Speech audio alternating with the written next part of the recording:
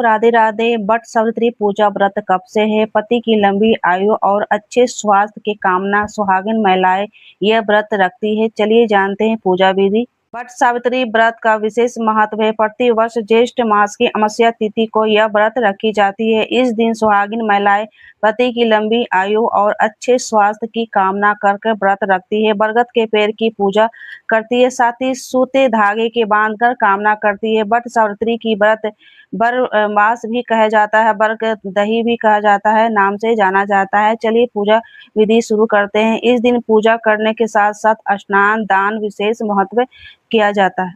16 श्रृंगार करती है सुहागिन महिला। 16 श्रृंगार करती है, हाथों में मेहंदी लगाती है। ये व्रत में हाथों में मेहंदी लगाए, चटकदार साड़ी पहने, लाल पीले हरे नीला छुड़ाकर आप लाल पीले हरे साड़ी व्रत में पहन सकते हैं। 16 श्रृंगार करें, बालों में गजरे लगाएं।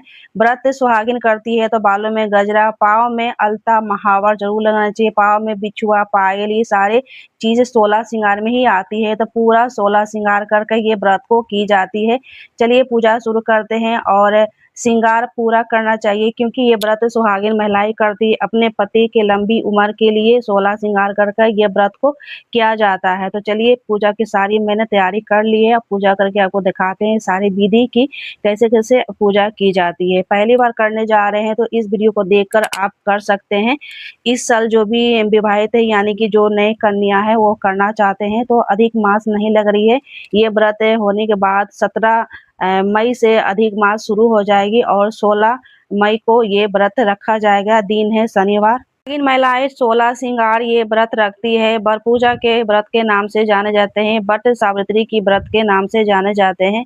अगर मंदिर नहीं जा सकते हैं तो घर पर ही सरल पूजा विधि कर सकते हैं, यानी कि आसान सरल पूजा में भाषा कहे तो घर पर भी आप ये पूजा कर सकते हैं। जैसे ही जिस स्थान पर पूजा करेंगे उस स्थान को अच्छे से साफ कर ले। मैंने साफ कर रखा है। और यहाँ चौक फोड़ लेंगे, चावल के आटे और हल्दी मिलाकर गीला कर लेंगे। चौक फोड़ने के लिए सेम प्रोसेस रहेगा।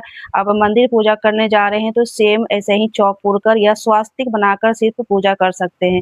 घर पर भी पूजा कर सकते हैं। सिर्फ आपको बर की पौधा होना चाहिए, यानी कि बट वृक्ष होना चाहिए। अगर नहीं है तो बट वृक्ष के डांगी भी लाकर घर पर पूजा कर सकते हैं, गमले में लगाकर। अगर बट शिवरात्रि की यानी कि बट के वृक्ष के डांगी या पेड़ पौधा नहीं मिलता है तो तुलसी पौधा रख कर केले के थम लगाकर भी ये व्रत को किया जा सकता है, पूजा किया जा सकता है। तो यहाँ देखिए चौक मैंने फोड़ लिया है। अगर मंदिर जाते हैं तो सेम प्रोसेस ऐसा ही आप चौक फोड़ कर पूजा कर सकते हैं। मैं यहाँ घर पर हमारे गमले में बढ़ते वृक्ष के पौधे लगे हुए हैं तो मैं पूजा कर सरल पूजा विधि कर आपको दिखाऊंगी। तो यहाँ देखिए ये पिछले साल मैंने छोटा सा एक डंगी लगाई थी, वही डंगी से ये पौधा तैयार हो चुका है। और बड़े भी पौधे हैं, मैंने छोटा पौधा ही रखकर आपको इस वीडियो में दिखा रही हूँ। सबसे अब बट वृक्ष के पत्ते ले लेंगे। पत्ते के ऊपर माता सावित्री सतवान की तस्वीर चित्रपट बना लेंगे। और हल्दी और चावल के आटे मैंने जो गीले किए हैं उसी से मैं यहाँ चित्रपट बना लेंगे। पत्ते के ऊपर बना लेंगे। अगर फोटो है तो फोटो को रखकर पूजा करें, नहीं तो पत्ते के ऊपर माता सावित्री और सतवान की तस्वीर बनाकर पूजा करेंगे। चलिए यहाँ मैंने हल्दी और चावल के आटे से गीले किए, इसी से हम चित्रपट बना लेंगे, पूजा करेंगे।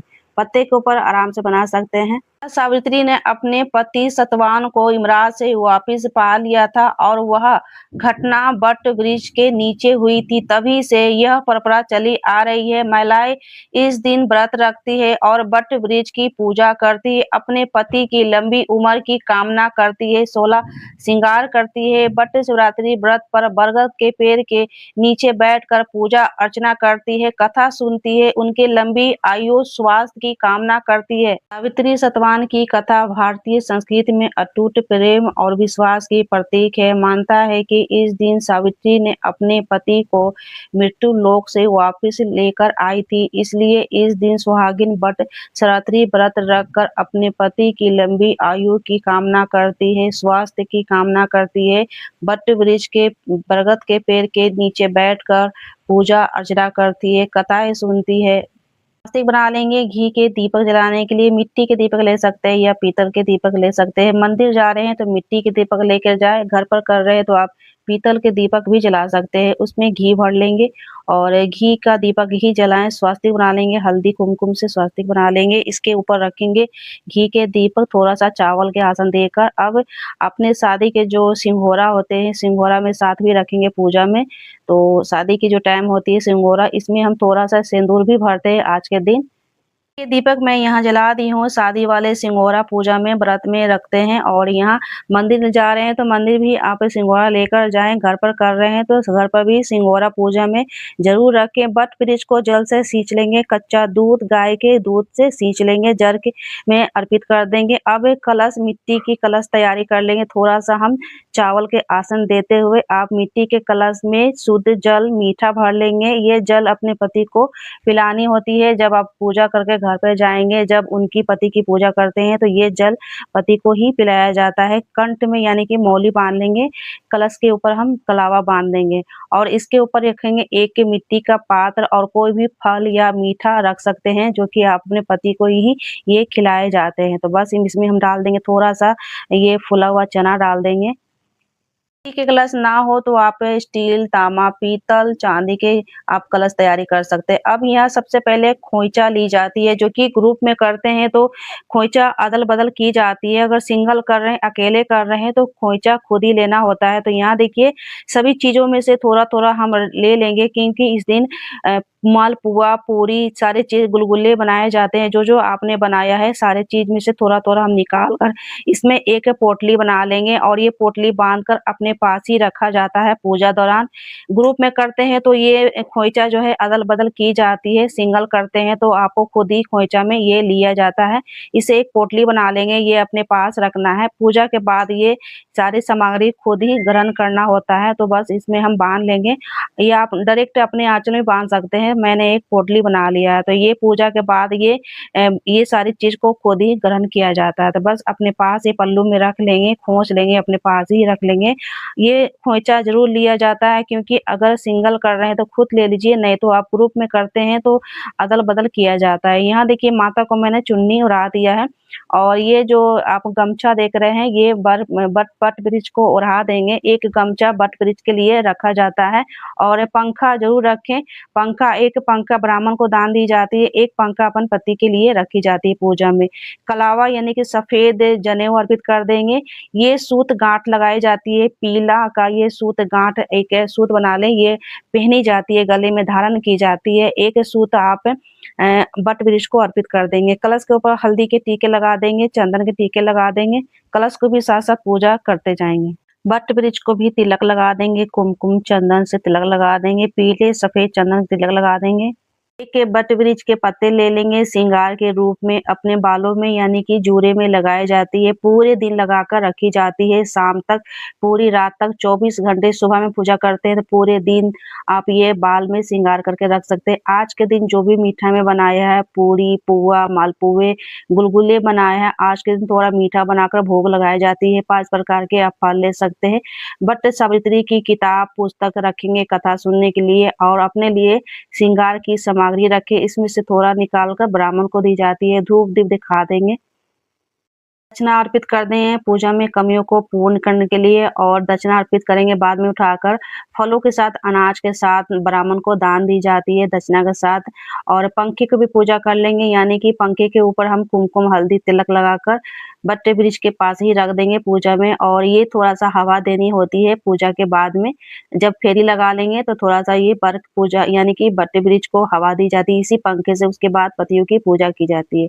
हाथ जोड़ के प्रार्थना करेंगे हमारे पूजा में कमियों को पूर्ण करने के लिए और थोड़ा-सा हवा दे देते हैं। ये हवा दे देंगे बट वृक्ष के ऊपर और थोड़ा-सा और उसके बाद ही आप अपने पति को हवा देने के लिए ये नियम होता है। बट वृक्ष की पूजा कर रहे हैं पंखे के साथ तो पंखे से थोड़ा-सा हवा दे देंगे और यहाँ तिलक लगा देंगे जो सिंदूर होती है ना माता को और तिलक लगाने के बाद खुद थोड़ा-सा अपने ऊपर मांग में भर लेंगे और पोंछा नहीं जाता है, तो उसी को तिलक लगा के यानी कि माता को तिलक लगाने के बाद अपने मांग में भर लें। उसके बाद किताब पढ़ने के लिए यानी कथा सुनने के लिए हाथ में हम चने और फूल रख लेंगे, कुछ दक्षिणा रख लेंगे। अब हम यहाँ कथा सुन लेंगे, अगर ग्रुप में कर रहे हैं तो एक जन जो है कथा सुनेंगे, बाकी जन जो है कथा सुनेंगे।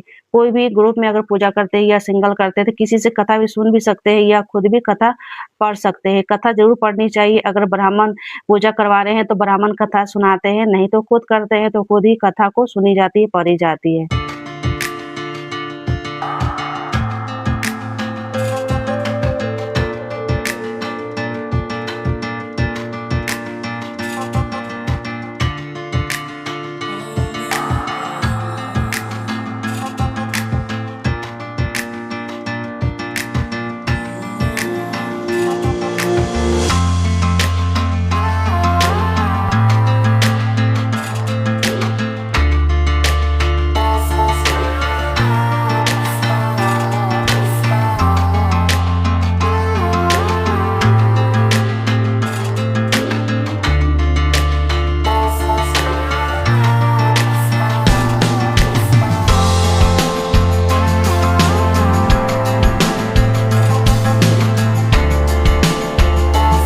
कथा पूर्ण होने के बाद हाथ में जो चने लेकर मैं कथा सुनी थी वो चना बट वृक्ष के पास छोड़ देंगे और किताब को बट वृक्ष के पास ही रख देंगे। हाथ में जल थोड़ा सा लेकर 3 बार वार देंगे। अब करेंगे फेरी की तैयारी।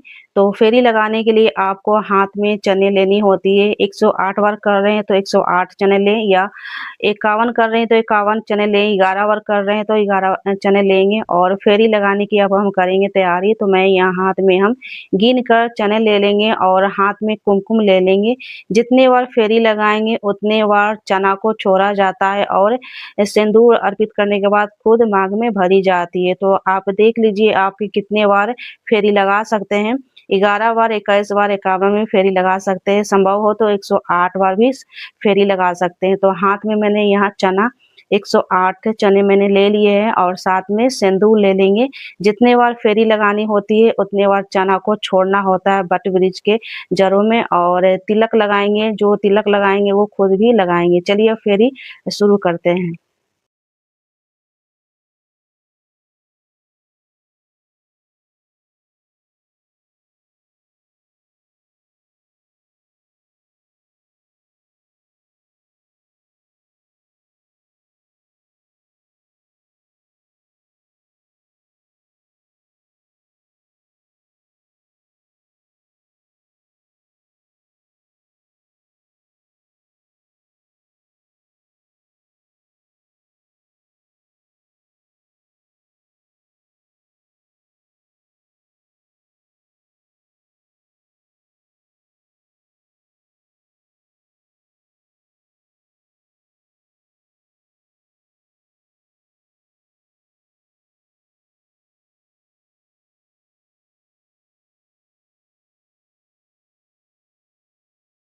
फेरी करने के बाद जो धागा बच जाता है तो धागा तूरा नहीं जाता है, वहीं बट वृक्ष के पास ही आप छोड़ दें और सिंदूर यानी कि अर्पित करने के बाद सिंदूर का तिलक लगाएं और खुद भी तिलक लगाएं। तो यहाँ देखिए थोड़ा-सा धागा बच चुका है यानी कि कलावा बच गया तो मैं बट वृक्ष के पास ही छोड़ दी हूँ क्योंकि ये धागा को तोड़ना नहीं चाहिए और बट वृक्ष में ही लपेट कर छोड़ा जाता है। अब फेरी लगाने के बाद जो नियम होता है गले मिलने का तो गले मिली जाती है तो 5 बार या 3 बार गले मिल सकते हैं। तो यहाँ देखिए गले मिलन हो गई है, पूजा भी कंप्लीट हो गया है।